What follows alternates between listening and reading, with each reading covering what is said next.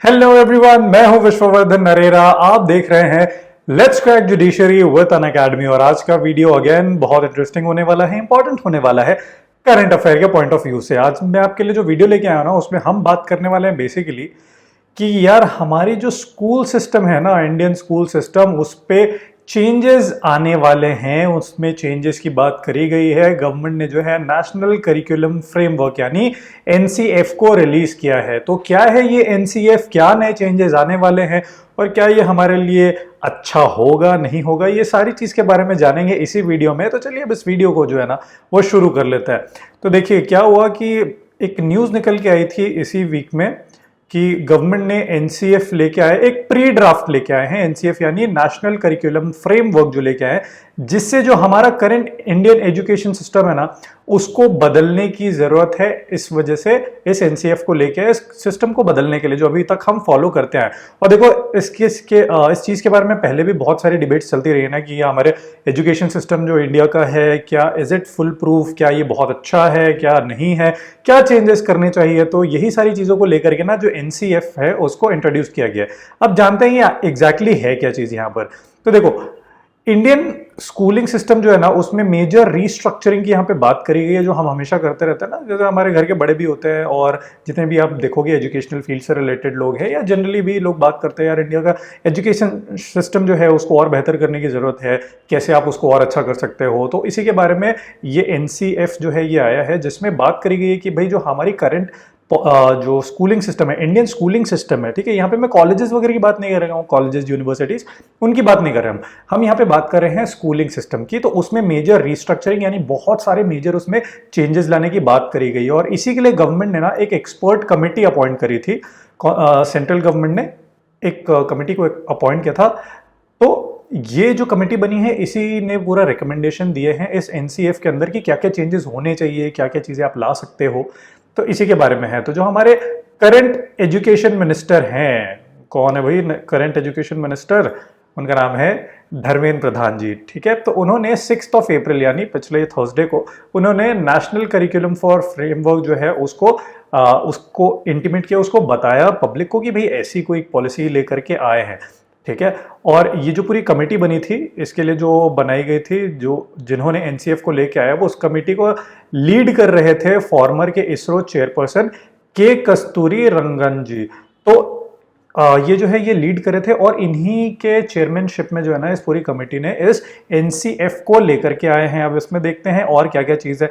अब ये जो एनसीएफ है ना, जैसे हमने बात किया भाई स्कूलिंग सिस्टम को पूरा चेंज करने की बात कर रहे हैं, तो सबसे बड़ा तो कि जो बोर्ड एग्जाम हमको साल में एक बार देखने को मिलता है, मतलब ये वन ऑफ द रिकमेंडेशंस है इस कमेटी की। जो साल में हम क्लास एक तो 10th में और 12th में बोर्ड एग्जाम होता था, मतलब साल के एंड में 10th का बोर्ड एग्जाम होगा या साल के एंड में 12th का बोर्ड एग्जाम होता था।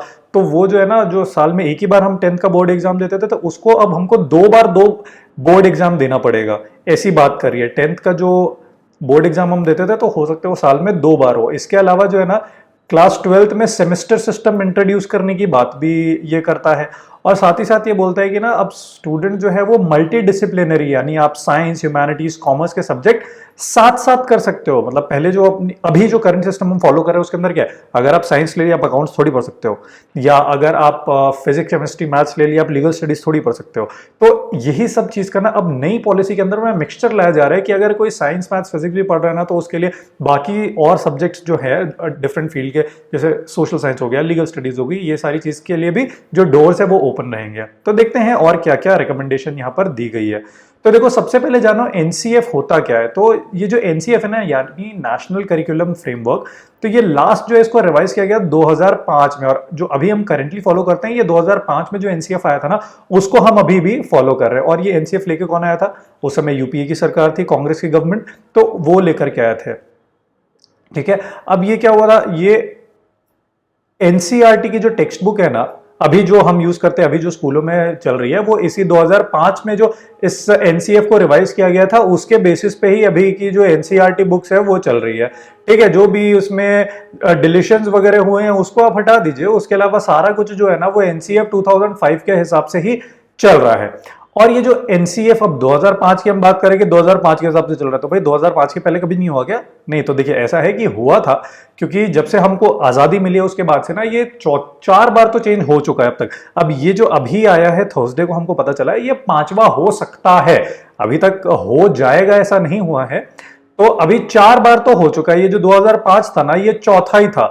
2005 के पहले एनसीएफ जो है वो 3 बार रिवाइज हो चुका है, उसकी हम डेट्स देख लेते हैं। देखिए 2005 में तो ये चौथा आ गया था, 4th नेशनल करिकुलम फ्रेमवर्क जो है वो 2005 में आया था। और उसके पहले जो हमने बात की ना, तो एक 1975 में पहला आया था, फिर 1988 में आया था, और उसके पहले सन 2000 के टाइम पे आया था। ठीक है, 2000 तक हम फॉलो करते हैं, 2000 फिर 2005 के बाद उसको चेंज कर दिया गया। तो ये आपने देख लिया। नेक्स्ट आते हैं, बात करते हैं कि भाई एनसीएफ एग्जैक्टली होता क्या है। तो देखिए ये ना guideline for syllabus and text book for teaching practices यानी कि जो भी हमारी एनसीईआरटी की बुक्स हैं, पर्टिकुलर क्लासेस के जो भी सिलेबस होंगे, कौन से सब्जेक्ट्स होने चाहिए, नहीं होने चाहिए, कौन सा लेसन पढ़ाया जाएगा, नहीं पढ़ाया जाएगा, सिलेबस में क्या क्या चीजें इंक्लूड होनी चाहिए, बेसिकली उस चीज की एक गाइडलाइन होती है एनसीएफ की जो हम बात कर रहे हैं। ठीक है, और ये जो एनसीएफ 2005 की हम बात कर रहे हैं, जो करंटली अभी इन फोर्स है, जो अभी चल रही है, वो बेसिकली बेस्ड था नेशनल पॉलिसी फॉर एजुकेशन 1986 से लेकर 1992 के बीच में जो आई थी उस पे। तो देखो सबसे पहले क्या होता है ना, एक एनसीएफ जो पहले है, अभी आप करंटली आप देखोगे तो हमारे पास न्यू इकोनॉमिक पॉलिसी की हमने बात करी थी, जो कि साल 2020 में आई थी। ठीक है, new economic bag your pardon, new education policy जो है वो आई थी, है ना। उसके बात करें तो साल 2002 में आई थी। तो इसी का फॉलो अप जो है, अब उसके जो प्रिंसिपल्स बने थे न्यू एजुकेशन पॉलिसी के, जो भी प्रिंसिपल थे उसको आप एनसीएफ के अंदर में लेके आते हो और उसको फिर इंप्लीमेंटेशन करते हो। तो ऐसे ही होता है। जो नेशनल एजुकेशन पॉलिसी है, मतलब यानी नेशनल पॉलिसी फॉर एजुकेशन जो पहले आई थी 1986 में, उसको फिर इंप्लीमेंट किया गया 2005 में। अब ये जो 2020 में आई है उसको हम इंप्लीमेंट करने हो सकता है कि वो इंप्लीमेंट हो जाए अब नेक्स्ट। तो जो न्यू एजुकेशन पॉलिसी जो आई थी, अब उसकी जो भी प्रिंसिपल्स उसमें सेट आउट किया गया था, अब हम उसको इंप्लीमेंट करने की बात करेंगे। तो ये जो अभी बना ना, ये 21 सितंबर 2021 को ही उस समय के जो यूनियन एजुकेशन मिनिस्टर थे रमेश पोखरियाल जी, उन्होंने एक 12 मेंबर कमेटी बनाई थी to develop new curriculum for school, early child and teachers and adult education. अभी जो हमने बात करी ना ये कमेटी की, जिसको लीड कौन कर रहे हैं, इसको लीड कर रहे हैं फॉर्मर इसरो चेयरपर्सन के कस्तूरी रंगन जी। तो ये वाली जो कमेटी है ना, इसको बनाई थी हमारे फॉर्मर जो एजुकेशन मिनिस्टर है रमेश पोखरियाल जी ने। 12 मेंबर्स की ये कमेटी थी, जिनको बोला गया कि यार आप स्कूल्स के लिए ना, और अर्ली चाइल्ड एजुकेशन के लिए, साथ ही साथ टीचर्स और अडल्ट एजुकेशन के लिए आप जो है वो एक करिकुलम फ्रेम करें। तो देखिए अब बात करते हैं, अब ये वाला जो कमेटी बनी, जो भी हम बात किया ना कमेटी, तो देखिए 4 नेशनल करिकुलम फ्रेमवर्क इन लोगों को बनाने के लिए बोला गया था। ठीक है, तो और इसको जो हेड कर रहे हैं, हमने अभी बात करी ना, तो उन्होंने ही, ठीक है, एनसीपी यानी न्यू एजुकेशन पॉलिसी 2020 के ड्राफ्टिंग कमेटी के जो चेयरपर्सन थे, फॉर्मर इसरो चेयरमैन जो है, 1994 से लेकर के 2003 तक ये इसरो के चेयरमैन थे, श्री कृष्ण स्वामी कस्तूरी रंगन जी। इन्होंने ही national education beg your pardon new education policy 2020 को इन्होंने ही ड्राफ्ट किया था, इन्होंने ही बनाया था, और इन्हीं को बोला गया कि आप एनसीएफ जो है ना उसको आप ड्राफ्ट करिए। ठीक है, तो अब यही ड्राफ्ट करें। अब देखिए कुछ ना जानते हैं के कस्तूरी रंगन जी के बारे में। इनको ना 3 सिविलियन अवार्ड्स मिल चुके हैं, जिसमें पद्मश्री मिला था उनको 1982 में, पद्म भूषण मिला था 1992 में, और पद्म विभूषण भी इनको मिल चुका है सन 2000 में। तो इनको ही बोला गया कि आप एक तो न्यू एजुकेशन पॉलिसी भी लेके आओ, साथ ही साथ एनसीएफ यानी किस टाइप का करिकुलम होना चाहिए, क्या सिलेबस होना चाहिए, ये सब भी आपकी अध्यक्षता में, आपकी चेयरमैनशिप में ये सब चीज डिसाइड होगा। अब देखते हैं क्या क्या इन्होंने जो है ना वो चेंजेस प्रपोज किया। देखिए जैसे हमने बात करी ना कि अभी भी प्री ड्राफ्ट है, मतलब इसको लागू नहीं किया गया है, ये जस्ट एक प्रपोजल जैसे आया है। तो बहुत सारे जो इसमें ना सिग्निफिकेंट चेंजेस हमको मिलने वाले हैं। ठीक है, तो जिसमें सबसे पहला है कि देखो सिग्निफिकेंट रिकमेंडेशन ड्राफ्ट एनसीएफ, अभी बात करी कि ये सिर्फ ड्राफ्ट, अभी तक प्रपोजल आया है, ऐसा एक्सेप्ट नहीं हुआ है। तो ना सब्जेक्ट की चॉइस को लेकर के क्लास 9 से लेकर 12th तक में हमको मेजर चेंजेस देखने को मिलने वाला है। तो जो 2 साल होते हैं ना, क्लास 9th और 10th, अभी तक क्या होता है यार, देखो टोटल 5 या 6 सब्जेक्ट होते हैं, ठीक है। उसमें से हमको चूज करना पड़ता है कि हम कौन सा सब्जेक्ट लेंगे और उसी में आप आगे बढ़ते हो, जिसका आपके 11th और 12th से कोई लेना देना नहीं होता। तो इसीलिए यहां पर ना बोला गया है नए चेंजेस में कि भाई देखो क्या है ना, स्टूडेंट्स को हम 16 कोर्सेज पढ़ने पड़ेंगे, ठीक है, जो कि 8 करिकुलर एरियाज से होंगे, ठीक है। यानी 16 कोर्सेज आपको करने पड़ेंगे 8 करिकुलर एरियाज से, जिसमें कि ना आपको कौन कौन से, जिसमें आपकी ह्यूमैनिटीज शामिल होगा, mathematics, computing, vocational education, physical education, art, social sciences, science and interdisciplinary areas, ये सारे यानी कि लीगल वगैरह, ये सारे कुछ इसमें होंगे। इतने सारे जो आपके अब यहाँ पे जो करिकुलर्स है ना, इसमें से आपको कैटेगराइज करेंगे कि भाई क्या क्या सब्जेक्ट्स आपके होने चाहिए, ठीक है। अब इन सारे चीजों का कॉम्बिनेशन रहेगा आपका जो कोर्स बनेगा क्लास 9th और 10th का, इन सारे सब्जेक्ट का, humanities, mathematics, computing, vocational education, physical education, ये सारे इसका ना मिक्सचर होने वाला है। ये सारी चीजों के अलावा और क्या क्या है, तो देखिए और प्रपोज में बोला हुआ है कि भाई जो स्टूडेंट्स है ना, उनको 8 बोर्ड एग्जाम्स क्लियर करने होंगे। अब यार हमको तो लगता है अब एक ही भारी पड़ता था इतना ज्यादा, 10th का या 12th का पकड़ लो, यहाँ पे बोल रहे हैं यार 8 बोर्ड एग्जाम देना पड़ेगा। तो ऐसा क्या ये चेंज करने वाले हैं, तो देखिए यहाँ पे बोलने का मतलब ये है कि सीरीज ऑफ एग्जाम्स कंडक्ट किए जाएंगे, जिसके बेसिस पे ना एक स्टूडेंट को असेस किया जाएगा। जैसे सपोज फॉर एग्जांपल अभी हम बात कर रहे हैं कि 9th और 10th की जैसे हम बात कर रहे हैं ना, तो ऐसा है कि साल में 4 एग्जाम हो गए 9th में, फिर उसके बाद 4 एग्जाम हो गए क्लास 10th में। अब ये जो चार एग्जाम्स हुए 9th और 10th का मिला के टोटल 8 एग्जाम्स हो गए। अब इन 8 एग्जाम्स के बेसिस पे ये देखा जाएगा, ये असेस किया जाएगा एक स्टूडेंट के का कि भाई स्टूडेंट ना कौन सी फील्ड में ज्यादा अच्छा है, कि वो ह्यूमैनिटीज के सब्जेक्ट ज्यादा अच्छे कर रहा है, मैथमेटिक्स वगैरह ज्यादा अच्छे कर रहा है, साइंस के सब्जेक्ट ज्यादा अच्छे कर रहा है। तो इसी तरीके से ना जो डिफरेंट सब्जेक्ट्स है उसके बेसिस पे इवैल्यूएशन होगा इन लोगों का 8 एग्जाम्स के बेसिस पे, कि पता चले कि यार स्टूडेंट जो है ना वो बेसिकली कौन से फील्ड में अच्छा कर रहा है। तो उस हिसाब से वो 11th और 12th में अपनी फील्ड, अपने स्पेसिफिक, अपने हिसाब के सब्जेक्ट्स वो चूज कर सकता है। एक तो ये चीज बताई गई कि 2 साल के जो टाइम फ्रेम रहेगा क्लास 9th और 10th का, इन दोनों क्लासेस के बेसिस पे ना एक क्यूमुलेटिव असेसमेंट होगा, जिसके बाद तय किया जाएगा कि यार क्लास 11th या 12th में कौन सा सब्जेक्ट लेना चाहिए। क्योंकि अभी आप देखोगे ना, अभी क्लास 9th और 10th का कोई लेना देना नहीं होता। क्लास 9th के अपने अलग सब्जेक्ट, आप 5 या 6 सब्जेक्ट्स होते हैं वो क्लियर करो, उसके बाद 10th में फिर आप आ जाओ, फिर वो 5 या 6 जो भी सब्जेक्ट्स हैं आपको क्लियर करना है, और फिर 11th और 12th फिर आप एकदम डिफरेंट ही स्ट्रीम में चले जाते हो। तो इसी चीज को कम करने के लिए यहाँ पे बोला गया कि यार क्लास 9th और 10th में ना कुछ जो अभी हमने बात करी मल्टी डिसिप्लिनरी सब्जेक्ट्स रहेंगे, ह्यूमैनिटीज रहेगा, मैथ्स रहेगा, वोकेशनल ट्रेनिंग, फिजिकल एजुकेशन, ये सारे सब्जेक्ट्स उनके रहेंगे। और 2 साल के बेसिस पे 9th और 10th के सारे 8 एग्जाम्स होंगे, उनके बेसिस पे डिसाइड किया जाएगा कि 11th और 12th के सब्जेक्ट्स क्या होने चाहिए। और देखिए वही हमने बात करी कि अभी करंट सिस्टम के अंदर ना कोई ऐसा लिंक नहीं रहता क्लास 9th और 10th के लिए, बस आप सेपरेटली इंडिविजुअली पास करते जाओ और आपका आगे चलते रहता है सीन। तो अब उसी चीज को ना काउंटरैक्ट करने के लिए या इसी चीज को रोकने के लिए या कुछ लॉजिक यहाँ पर लाने के लिए, कुछ सेंस बनाने के लिए जो है ना, ये अब 2 ईयर का असेसमेंट किया जाएगा 9th और 10th का, जो कि समहाउ एक दूसरे से रिलेटेड ही रहेंगे, क्योंकि 2 साल के परफॉर्मेंस पे ही आपका डिसाइड किया जाएगा।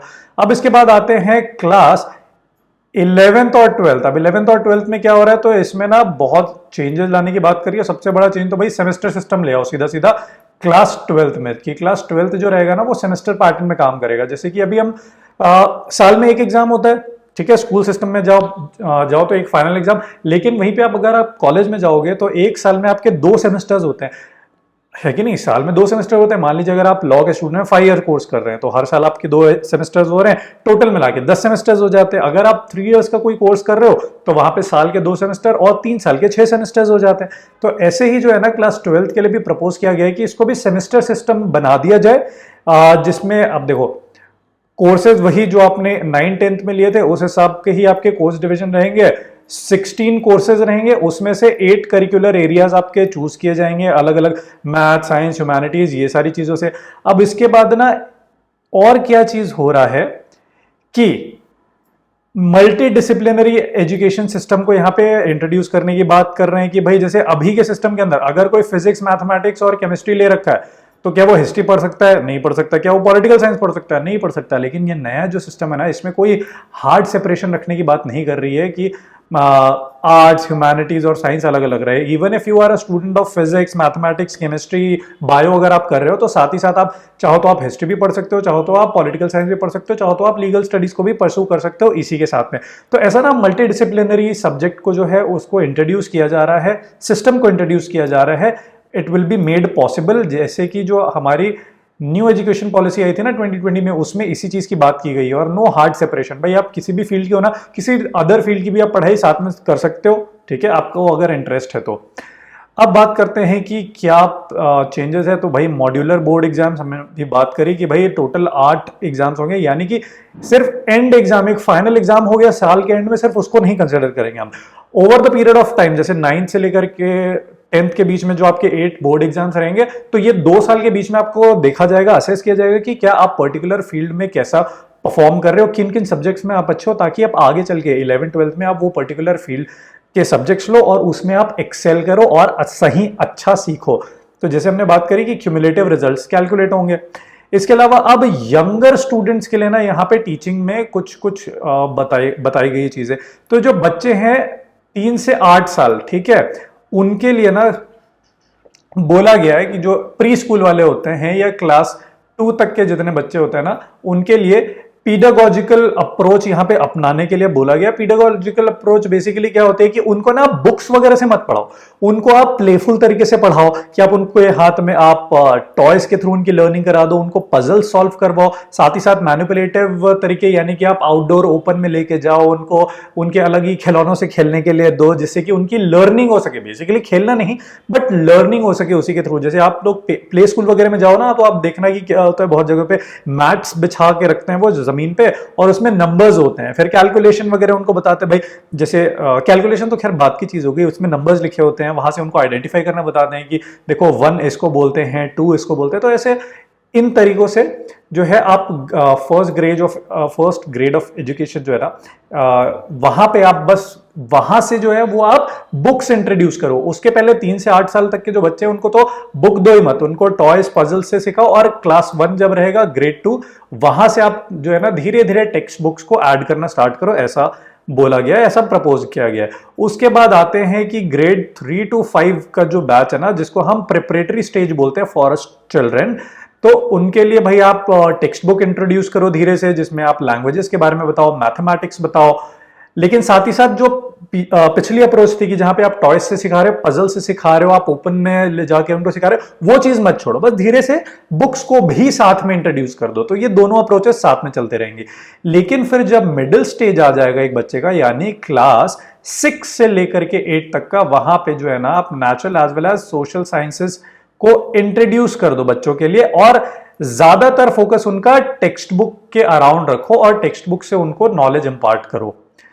इसके अलावा नेक्स्ट बात करते हैं कि ना जो स्पेसिफिक सब्जेक्ट्स में किसी में चेंज करने की बात की गई है क्या, कि क्या क्या चेंजेस होने चाहिए। तो देखो एज सच किसी एक स्पेसिफिक सब्जेक्ट में क्या चेंजेस करने हैं उसकी बात नहीं गई, पर लेकिन यहाँ पे 2 सब्जेक्ट्स की बात करी गई है।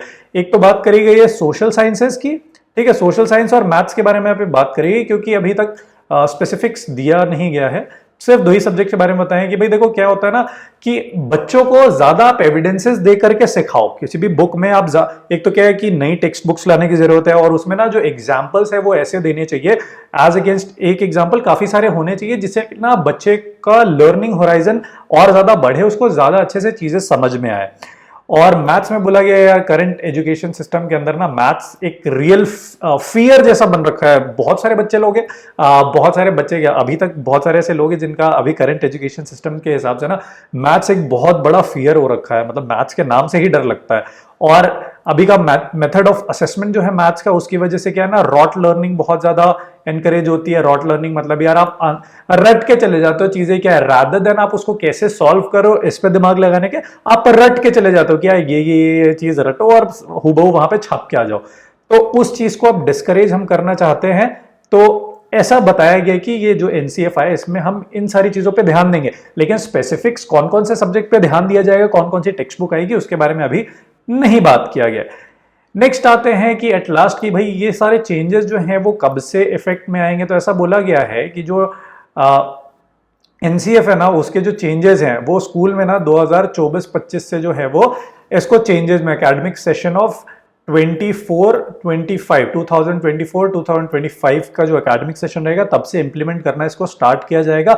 हालांकि अभी तक ना कि क्या स्पेसिफिक्स रहेंगे चेंजेस, क्या क्या चेंजेस स्पेसिफिक लाने उसके बारे में अभी तक नहीं बताया गया, क्योंकि बोला गया भाई अभी तो ड्राफ्ट बिल आए हैं, प्रपोजल चल रहा है, इसके बाद इस पे बहुत सारे भी राउंड ऑफ डिस्कशन होने वाला है। अभी प्री ड्राफ्ट है ना, अभी बहुत सारे राउंड ऑफ डिस्कशन होने वाले हैं, जनरल पब्लिक से इस पे सजेशन लिया जाएगा और भी जितने स्टेक होल्डर्स हैं उनका सजेशन लिया जाएगा कि अभी जो ड्राफ्ट प्रपोजल है उसमें आप क्या क्या चाह रहे हैं, और चीजें इंक्लूड होनी चाहिए, नहीं होनी चाहिए, क्या नया और आना चाहिए।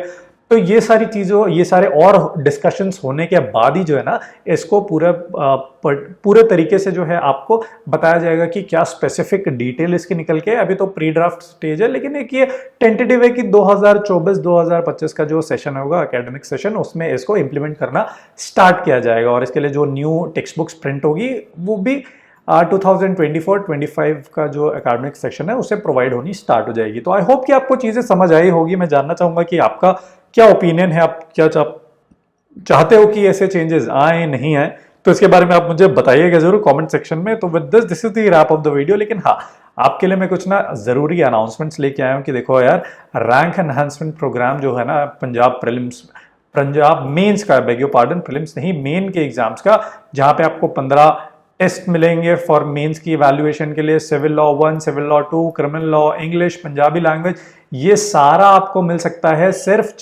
5,999 के प्राइस पे। आपको यूज करना है कोड WISH10 और आपको ये सब बहुत ही ज्यादा डिस्काउंटेड प्राइस पे मिल जाएगा। इसके अलावा जो है आपकी जुडिशरी की प्रिपरेशन सारथी 5.0 कॉम्प्रहेंसिव बैच जो है वो 13 अप्रैल से स्टार्ट होने वाली है, 12 महीनों की बैच होने वाली है। तो इसको एनरोल आप जरूर करवा लीजिएगा। कोड यूज करिए WISH10 और यहाँ पे आपको एक्साइटिंग डिस्काउंट्स मिलेंगे और आपके विश जो है डिस्काउंट बनेगी वो पूरी हो जाएगी। इसके अलावा भाई हमारे पास वेरियस जुडिशरी के जो है वो कोर्सेज हैं सब्सक्रिप्शन के तौर पे, जहां पे इंडिया के टॉप एजुकेटर्स आपका वेट कर रहे हैं आपको पढ़ाने के लिए, आपकी तैयारी जो है जुडिशरी एग्जाम्स की उसको मजबूत करने के लिए। तो आप जा करके हमारी वेबसाइट पे इन कोर्सेज को चेकआउट कर सकते हैं और साथ ही साथ आप यूज करिए कोड WISH10 किसी भी कोर्स को लेने में और यहाँ आपको मिलेंगे एक्साइटिंग डिस्काउंट्स। नेक्स्ट अब बात करते हैं भाई, अनअकैडमी के ना क्लासरूम्स जुडिशरी के लिए स्टार्ट हो गए हैं चंडीगढ़ में, तो वहां पे भी आप एनरोल कर लीजिए। जो बैचेस हैं वो 5 जून 2023 से स्टार्ट होने वाले हैं। कोड का यूज करिए आप WISH10 और आप सीट बुक करा सकते हैं एक्साइटिंग डिस्काउंट्स पाकर। इसके अलावा जो रैपिड बैचेस हैं बिहार जुडिशरी की, गुजरात जुडिशरी की और यूकेपीएससी की, वो स्टार्ट हो चुकी है ऑलरेडी। 25 मार्च से 3 महीने का बैच होने वाला है, तो इससे भी आप सब्सक्राइब कर लीजिए। WISH10 कोड यूज करिएगा और आपको डिस्काउंट्स मिल जाएंगे। तो लिंकिंग रेगुलर बैच 1.0 भी जो है सारी जुडिशरीज के लिए स्टार्ट हो गई है। 3 अप्रैल से 12 महीनों की बैच होने वाली है, तो इसको आप सब्सक्राइब जरूर से कर लीजिएगा। उसके बाद कॉम्प्रहेंसिव बैच की हमने बात करी है, वो भी स्टार्ट हो रखी है, तो उसे आप इस QR कोड को स्कैन करके उसको भी आप ज्वाइन कर सकते हैं। हम चाहते हैं कि आपकी जो जुडिशरी की तैयारी है ना वो हो जाए मजबूत, इसलिए आपके लिए हम लेके आए हैं एक्साइटिंग कोर्सेज और इंडिया के जो टॉप एजुकेटर्स है वो कर रहे हैं आपका वेट। आप इनसे 1-on-1 इंटरैक्ट कर सकते हैं, अपने डाउट्स क्लियर करवा सकते हैं और जो भी समस्या है उसके बारे में आप बात कर सकते हैं। इसके लिए आपको डाउनलोड करना होगा हमारा टेलीग्राम का चैनल पे आप जाइए, आप टेलीग्राम डाउनलोड करिए, वहां पे हमारे टेलीग्राम चैनल को डाउनलोड करिए, आपको लिंक मिल जाएगा डिस्क्रिप्शन में। तो with this is the end of this video. Thank you very much.